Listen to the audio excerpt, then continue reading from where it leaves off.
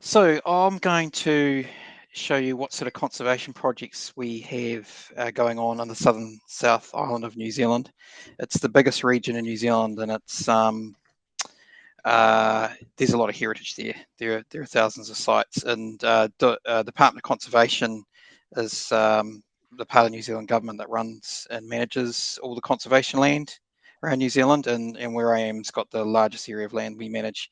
There's two World Heritage areas there, the Fiordland National Park and then the Subantarctic. Okie dokie. There we go. Did that come up okay?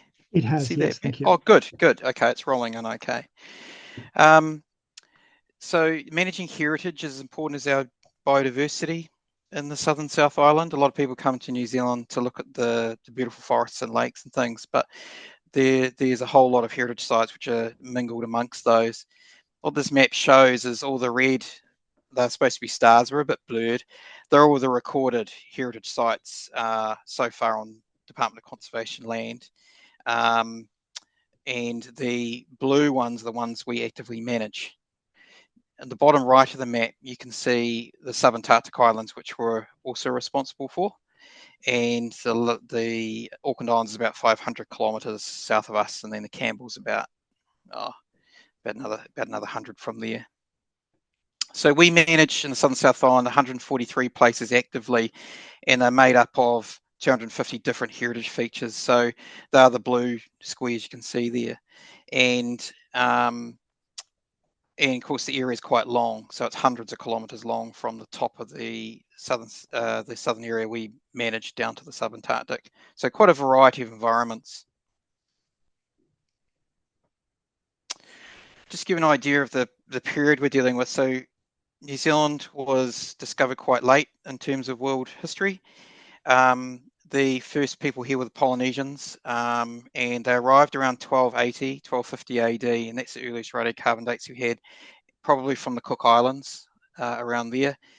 They not only got there, though, they got down to the subantarctic islands. There's a site all the way down there. So you're talking about the Polynesians going from around the Cook Islands areas up to Hawaii, down to the subantarctic and to South America. So they were by 1400, they had covered more land than any other people in the big double hull canoes. Quite an amazing feat.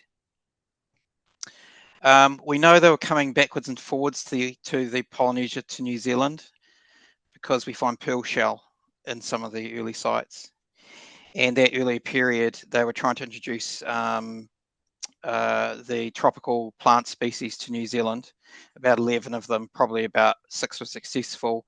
So that first archaic period, they were hunting a lot of moa, and moa were the big giant birds, and there were no other mammals here other than bats. So everything were giant birds. They're pretty huge. The world's largest eagle was here as well. By the time you get to 1500 AD, most of the big species birds are extinct, and then horticulture becomes really important. By then, Polynesian culture's classic Maori culture, which you see today. It's already got that beautiful, typical Maori culture you experience when you come and visit. And then Abel Tasman arrived in 1642. He's the first recorded European to arrive, and he only stayed for a short time, only about a week or so. And then there was a big gap until James Cook arrived, and then after that, the more Europeans started to arrive. So we have in the European cultures, when they arrived, a whole lot. So Chinese arrived with them, and so did people from India and other places. So it's quite a mix of different cultural sites. Give you an idea of the different types of cultures that make up the heritage sites in the southern South Island. On the left are the different Maori tribes. So Ngāi Tahu is the largest, and before Ngāi Tahu was Ngāti Māmoe and Waitaha, but all three tribes are still here today. We all call them Ngāi Tahu, but they're actually made up of Ngāti Māmoe, Waitaha. And then we've got Ngāti Mutonga and Moriori, who came from up north and went down to the subantarctic in about 1835 and tried to settle there, but it wasn't successful. Pākehā, which is Europeans, we have English and Scottish and American sites and German and Danish. So a lot of people coming here, and they really influxed into New Zealand around 1860s because of the gold mining. But we also have Cantonese. We have a large population of Chinese came in from the mining, small Mandarin, and Indian as well. In fact, the first person to discover gold before the big gold rush, Central Otago, was from India. And then we have Polynesians and Africans. So it's quite a mixture of people in a confined space of time. Part of our work is we work closely with local Maori groups. So down here it's Ngāi Tahu, and then they're broken up into different what's called runaka, which are the different sub-tribe groups down here. So one of the conservation projects we're doing is on the top left, there's rock art in Fiordland. That's hundreds of years old. Interesting site, that one there, because there's a picture of a European ship. So, which looks like it was probably the first European ship viewed by Maori in Fiordland. We're doing work on that site. On the right is the entranceway to the Puketaraki Pa site, and we've been working with local iwi on promoting that site and doing conservation work, so the public can walk around and get tours from the local runaka members. It's a great project. On the bottom left is some important midden sites down in a place called Fort Rose at the bottom of the South Island. We're monitoring that and recovering items. It's an early site, probably 1300 AD, and recently we recovered some small chisels and adzes. So a lot of the Maori sites on the coast, you can't do much conservation. You just got to monitor and recover. And the bottom right has some Maori rock art sites, which are quite beautiful in terms of the artwork. Okay. Oh, there we go. Other Maori sites we're doing conservation work on. Inland, Maori got into inland over the mountain ranges into the other side of the island. So there was a network of trails, and they used those trails to trade punamu, the greenstone, jade. Super valuable, and made beautiful, beautiful artifacts out of them. Here's some examples, some of the sites. Top left is some oven sites, which date to about the 14th century, way up into the mountains. In the middle there are some beach sites on Rakiura Island, where there's quite a few occupation sites.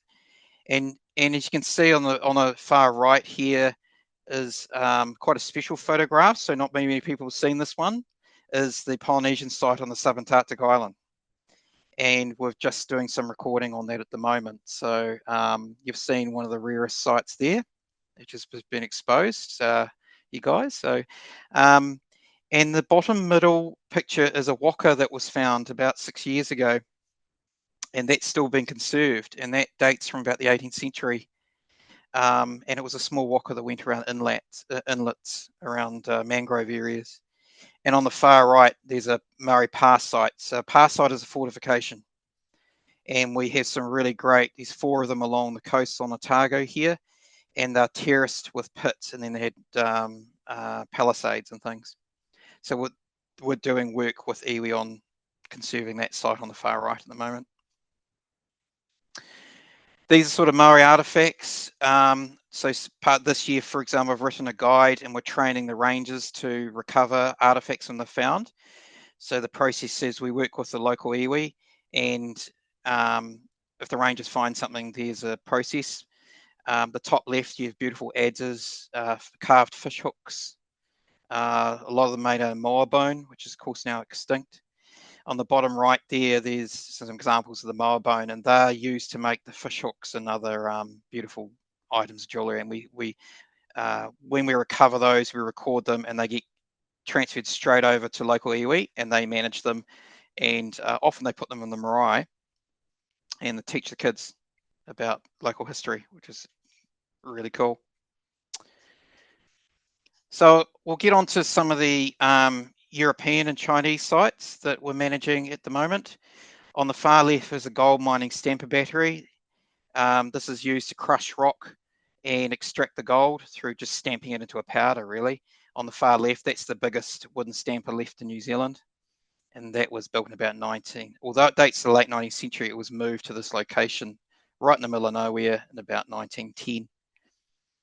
We have a lot of early timber hut sites in remote areas. On the middle picture at the top is Martin's Hut, which had some conservation work done on it. On the far right, Chinese gold mining site. up the Moonlight Creek. You can't tell the difference between Chinese and European mining sites unless you've got some good historic records, and we know these ones were mined by the Chinese because the mining process is the same. In the bottom there is a very early saw pit in one of the forests, and that was to cut down local trees to build houses and roads and bridges out of. And then the bottom right is a early 20th century tractor converted into a log hauler, which is in one of the forests there. So there's quite a variety of sites that we manage, and they provide, you have to apply quite a few different conservation techniques. This is one site we've done quite a bit of work on. It's up here in Dunedin, up on the Otago Peninsula. We have some farming sites from the 1870s onwards. This one's quite special because the whole farm, dairy, farming complex is there, including the early cottage, the dairy, which was used to process the milk and cheese, the cow byre where you milk the cows, and the stone-walled fields. On the left is how it started, overgrown, and this is the work that's just been done to clear all that out, and we've made this wee beautiful 1870s cottage watertight. There's other work we've been doing around the cottage this year, drainage to get the water away from the wooden cottage and the stone and wooden farm buildings. Once we've done we have an archaeologist on site when we do this. We found some stone culverts, for example, with drains. And then once we do it, we put our drain coil in to keep the water away and then gravel it. So we're going to prepare this for visitors to visit the site, but we're actually going to still use the 1870s cottage. So people can come and visit and stay there. It's still got the original floors, the original windows, and you can stay the night and use the fire and enjoy the wildlife out there. Because if you walk out and into the fields and down into the beach, there's the world's rarest penguin nests down there, which is the hoiho, yellow-eyed penguin. So we think it's important to combine those natural heritage with the culture heritage. This is one of the problems with old farming sites in New Zealand. The trees get really big and they get dangerous, and we felled these trees on the left this year, and we're going to take the stumps out, and you can see the beautiful stone wall there's fallen. The top half has fallen, hand stacked stone wall. So we'll rebuild that, and we've got some traditional stone wall builders around Otago, so we'll get them to do that work. And in the background, there's a bit of a higgledy-piggledy building. We've actually repaired that building, and it's got a new roof in that. So we do as minimal as we can to try and keep that sort of authenticity. There's another project I did in the beautiful Milford Sound in Fiordland, and Fiordland gets about 3 metres of rain a year. It's very, very wet.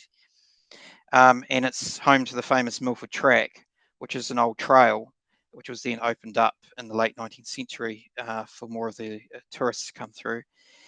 One of the people who died on the trail was buried below the Bowen Falls, and there was a huge flood there in 2020, and the grave got completely buried and the gravestone got smashed. So we worked on a project to recover the gravestone and we kept the original, but we had to replace the other one. In case there was another flood, it probably would have been destroyed. And this is the work we did to replace it. His name was William Rathbun. He was a bit of a hero because on the West Coast in the 1880s, he saved a woman drowning in a river. And he owned a few pubs there, and he came over to Milford Sound to help build the Milford Track, which a lot of people do today. But unfortunately, he died of a heart condition. On the right photograph, there's an older chap there. That's the great-great-grandson of William Rathbun, and his name is William. So he came and opened the new gravestone, and in behind is the Bowen Falls. So it's a beautiful place to be buried. One of the other pieces of work we've been doing is, we recover artifacts as they've been found. This was a cannon from a ship that ran aground in 1865 in Chalky Inlets. It's in Fiordland. Fiordland's super remote, and it ran aground and nobody died. Everyone survived, but to try and signal for a ship, they took the small cannonade, which is basically a really tiny cannon, usually for signaling, onto the beach to fire a signal to get rescued. They didn't manage to fire it, but they did actually get rescued, fortunately. This was found by some locals, so that's what it looked like. Doesn't look like much because of the 100 and something years of rust. But this is in Wellington. We have a volunteer group who are experts in marine artefact conservation. And this is what it looked like after the conservation work had been done. And it's a beautiful artefact, and it will date earlier from 1865. It probably dates from about 1800. The bottom right corner is the head conservator. He's 96, and one of the most amazing people you'll meet. And he's got all that. And his colleague in the photograph in the middle to the left, he's a young 85. So these guys are pretty amazing, and their knowledge of conservation is incredible. Oops, I just missed one. We're just over the 12-minute mark, sorry. Sorry. Oh, okay, almost done. This is the last one. Cheers. Okay, Arrowtown Chinese settlement. This is the most complete settlement of Chinese who settled here in 1860s during the gold rush. Beautiful site. We've done work this year to conserve the wooden buildings left. This is the toilet, wax toilet, which started to slump. And so we got a stonemason to fix the stonework on that. And a lot of people like sitting in that, getting their photographs. The site was excavated in 1983 and revealed 21 different huts and features through there. And the Chinese left here, the last three Chinese left in about 1910, but they were the people who were there from the 1860s. In the top, this is what the hut looked like after years of the area. The site wasn't really abandoned, but what happened is it's such a huge site. Some sites just got into disrepair, so we re-excavated and cleaned them up. So this is our news hut before and after at the top, and then at the bottom that's Tin Pan's hut before and after. And now we're doing the stonework to repair the walls and the chimneys. Oops, sorry. Last slide. All this work, though, we always involve the public. And so for this excavation, some other ones, we get the kids in locally from the schools. And there's a visiting school, and I'm there explaining the excavations. And we like to get people involved because that's where you get your appreciation of the history. Okie dokie. There's my presentation. Ka pai.